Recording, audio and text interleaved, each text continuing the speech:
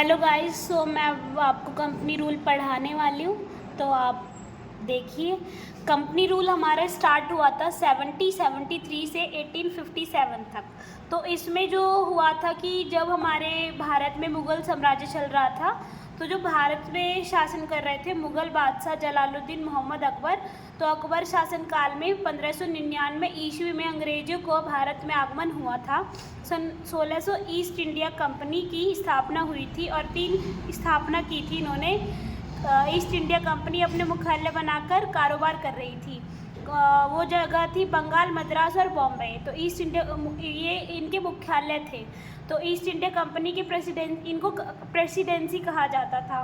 प्रत्येक प्रेसिडेंसी में एक गवर्नर हुआ करता था और एक डिप्टी गवर्नर हुआ करता था। इसके अधीन 24 लोग काम किया करते थे, जिन्हें कोर्ट ऑफ डायरेक्टर निर्देशक मंडल कहा जाता था और बोर्ड ऑफ डायरेक्टर भी कह देते थे, जो कंपनी के बोर्ड डायरेक्टर थे। ठीक है, तो इसमें एक एक्ट आया 1773 रेगुलेटिंग एक्ट। इसमें रेगुलेटिंग एक्ट में क्या हुआ, as per this act East India company got trade monopoly for 20 years.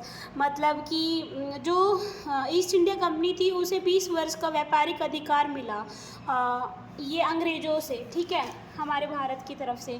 फिर इसमें आया गवर्नर ऑफ बंगाल बन गए जनरल गवर्नर ऑफ बंगाल, तो वो थे वॉरेन हेस्टिंग।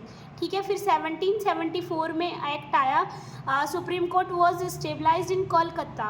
उसमें 4 जजेस थे, एक चीफ जस्टिस थी, लॉर्ड एलिजा चीफ जस्टिस थी और 3 जो अदर जजेस थे, lord Hyde, lord Chamber, lord Demanster. Okay, फिर employ of East India company were prohibited to work without licence. तो इसमें इन्होंने रखा था कि जो कर्मचारी है वो बिना लाइसेंस के काम करेंगे और कोई भी गिफ्ट वगैरह नहीं लेंगे। ओके, फिर हमारा 1781 में एक्ट ऑफ सेटलमेंट आया, संशोधात्मक अधिनियम एक्ट आया।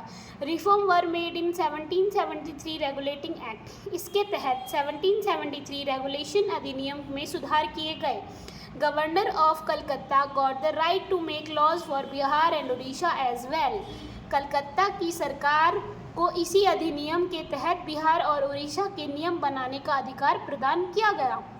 1784 पाइट्स इंडिया एक्ट आया। फिर ट्रेड एंड एडमिनिस्ट्रेशन अलग अलग हो गए ईस्ट इंडिया कंपनी के। ओके, फिर हमारा आता है जो board control was stabilise in England में हो गया। ओके, उसके 6 जो सदस्य थे उनको टर्मिनेट कर दिया गया और a court was stabilise in London. Okay, फिर for the member of East India company executive and judiciary also separated कर दिया, इनको भी अलग अलग कर दिया। फिर 1785 में एडमंड बर्क आए, इम्पीचमेंट हुआ उन पे, वॉरेन हेस्टिंग ने किया। ठीक है, इम्पीचमेंट होता है जैसे भारत के राष्ट्रपतियों ने पद से हटाने को की प्रक्रिया को इम्पीचमेंट कहा जाता है। ठीक है, और एकमात्र गवर्नर जनरल जिनके इम्पीचमेंट लगा था वो थे वॉरेन हेस्टिंग। ओके, कभी भी पूछे तो ये चीज़ याद रखना गाइज। ओके, फिर 1786 में एक्ट ऑफ सेटलमेंट आया। As per this act governor general became the head commander of British army.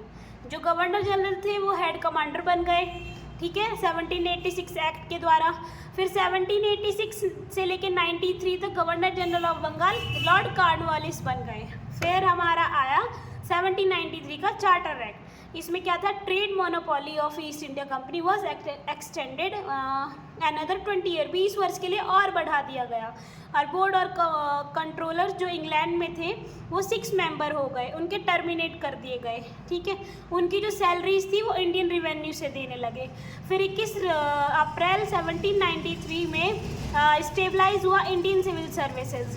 Okay, 1793 में रिवेन्यू बोर्ड, रिवेन्यू पुलिस भी स्टेबलाइज किया गया।